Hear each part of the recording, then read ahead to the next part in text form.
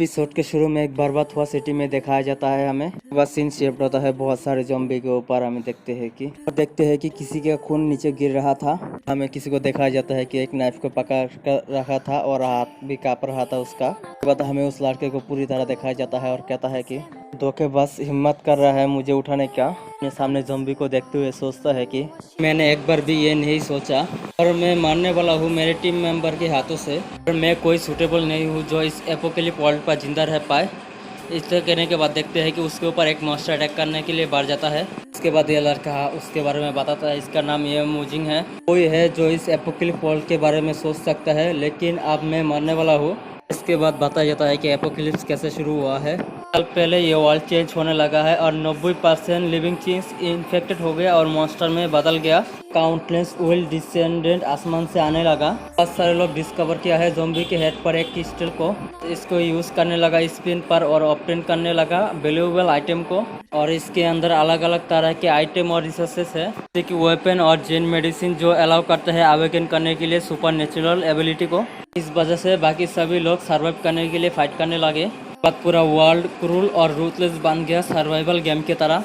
मैं जिंदा रहने के लिए वहाँ पर एक्सेप्ट कर लिया और ओबे नहीं किया, और मैं सर्वाइव करने के लिए एक ह्यूमन के रूप में अपने सोच विचार को छोड़ दिया। मैं 10 सालों तक ट्रेनिंग और हार्डवर्क करने के बाद फाइनली मुझे टीम पर एक स्पॉट मिल गया। मैंने सोचा है कि मेरा फ्यूचर ब्राइट और बेटर होगा, और मैं सोचा कि मैं हार्डवर्क के बाद जिंदा रह सकता हूँ, और इसे ऐसे ही होना चाहिए था। मैंने ये कभी नहीं सोचा था मेरा मौत मेरे टीम मेंबर के धोखे के कारण होगा। देखते हैं कि उसके मुंह से और भी ज्यादा खून निकल रहा था, और ये अपनी आंखों को बंद करते हुए कहता है कि अब यहीं पर ही मेरा गेम एंड होगा। और हम देखते हैं कि इसका आंखें किसी जगह पर खुलता है और उसके साथ कोई था। हम देखते हैं कि वो लड़की था और उसका नाम बाशीशी था, और देखकर सोचता है कि मैं ड्रीम देख रहा हूँ क्या, ये तो बस लंबे समय पहले ही मर गया था। और ये बैठते हुए कंफ्यूज हो रहा था। इस घर के चारों तरफ देखते हुए कहता है कि ये तो मेरा ही घर है। तो वही घर है जो मैं 10 साल पहले रहता था एपोकेलिप्स आने से पहले। इसका मतलब है कि मैं रिबॉर्न हुआ हूँ। इस चीज पर देखते हुए शौक हो जाता है ये। आज के डेट देखकर शौक होते हुए सोचता है कि ये तो 2220 है, 10 सितंबर। ये तो वही टाइम है जो एपोकेलिप्स आउटब्रेक हुआ है। उस क्रेजी हेल को मुझे फिर से एक्सपीरियंस करना होगा, कि उसको उस चीज़ का हेलुसिनेशन आ रहा था। कुछ चीज़ों को सोचने के बाद शौक हो जाता है ये। मैंने रिबॉर्न किया है तो फिर मैं अपने आप को चेंज कर सकता हूँ, और मेरा पिछले 10 साल एपोकेलिप्स के अंदर एक्सपीरियंस जो किया है वो मेरा स्ट्रॉन्गेस्ट वेपन बनेगा। मुझे यहाँ से अभी जाना होगा। तो कपड़े पहनते हुए देखकर बाशुशु कहता है कि जोंगमिंग तुम कहाँ पर जा रहे हो। तो फिर हमारा मेन कैरेक्टर का नाम जोंगमिंग है। इसके बाद जोंगमिंग अपने एक ड्रॉयर को खोलते हुए सोचता है कि यहाँ पर एक हेरिटेज है जो मेरे पेरेंट्स से छोड़ गया था और मेरे पास्ट लाइफ में इसे यूज़ नहीं कर पाया।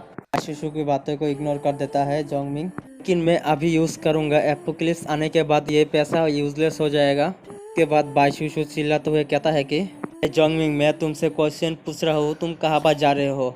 इसके बाद जोंगमिंग एक कुंजुन नाम लेता है। ये सुनकर बाशुशु भी चुप हो जाता है। इसके बाद जोंगमिंग कहता है कि मुझे ऑलरेडी पता है तुम और कुंजुन एक साथ रह रहे हो। तुम्हारे कारण एक्शन लगता है कि मेरे ऊपर दया आ रहा है, इसलिए है ना।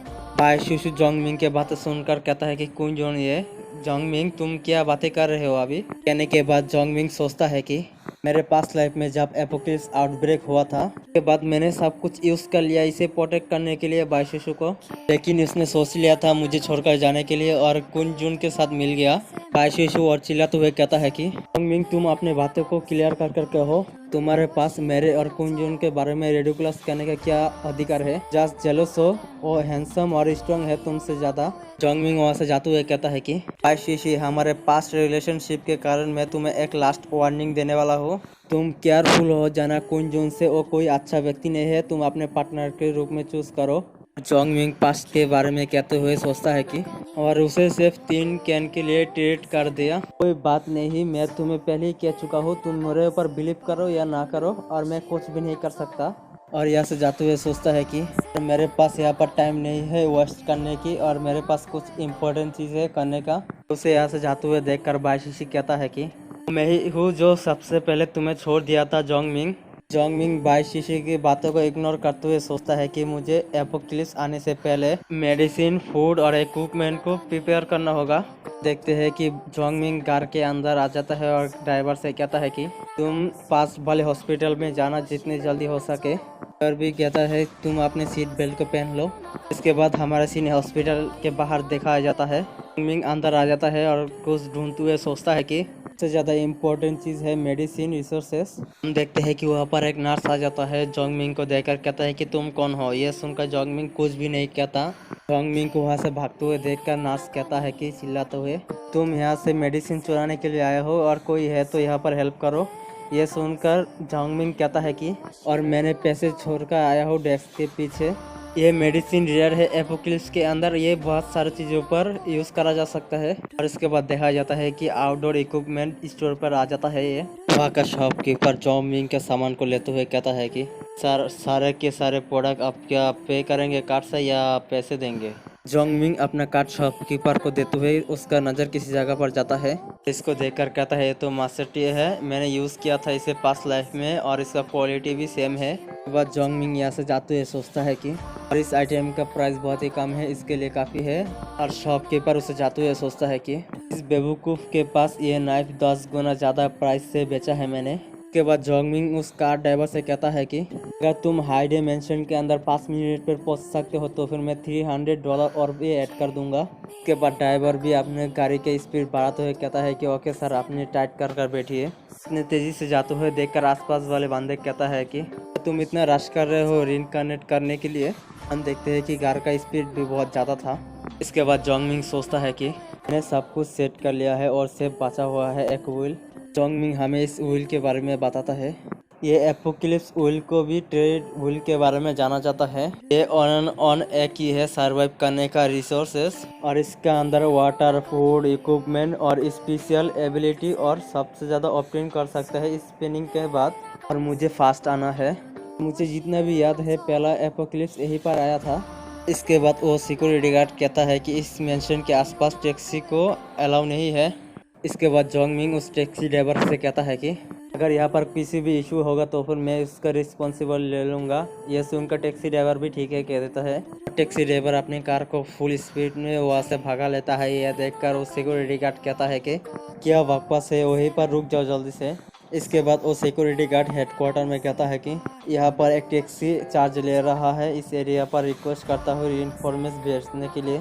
इसके बाद टैक्सी ड्राइवर अपने कार को रोकते हुए कहता है कि मिस्टर, आप यहीं पर रुकिए और यहाँ से चले जाना और याद रखना जिस जगह पर कम लोग हैं वहीं से भाग जाना। ये सुनकर जोंगमिंग भी ओके कह देता है। इसके बाद जोंगमिंग उस कार से निकल जाता है। देखते हैं कि जोंगमिंग के पीछे उस सिक्योरिटी गार्ड आता है और कहता है कि के लिए जाने वाले एक टैक्सी कार डिस्ट्रॉय कर दिया हमारे गार्ड लाइन को और सोच रहे हो कि यहाँ से भाग जाने के। देखते हैं कि वो सिक्योरिटी गार्ड जोंगमिंग से कहता है कि तुम मुझे सुन रहे हो और एक्ट मत करना बेवकूफ़ बनने के मेरे सामने। और देखते हैं कि जोंगमिंग उसे किसी जगह पर इशारा करते हुए कहता है कि वहाँ पर देखो। ये सुनकर सिक्योरिटी गार्ड कहता है कि मैं कहाँ पर देखूं। हम देखते हैं कि आसमान पर एक बहुत बड़ा स्पेसशिप आते हुए। ये देखकर वो सिक्योरिटी गार्ड कहता है कि यह क्या चीज़ है और जोंगमिंग कहता है कि एपोक्लिप्स अभी शुरू होने वाला है और जैसा कि 10 साल पहले हुआ था और उन लोगों ने व्हील को पीछे क्यों छोड़ दिया और लोगों को आपस में ही फाइट करवा दिया। हिस्ट्री दूसरी बार रिपीट करने वाला है और ये सर्वाइवल गेम कंटिन्यू होते रहेगा। तो फिर इस बार जो मौका मुझे मिला है इसको समझकर स्ट्रॉन्ग बनना चाहिए और रिबॉर्न होने का चांस नहीं खोना चाहिए। और एपिसोड यहीं पर ही ख़त्म होता है। देखेंगे अगले एपिसोड बाद में।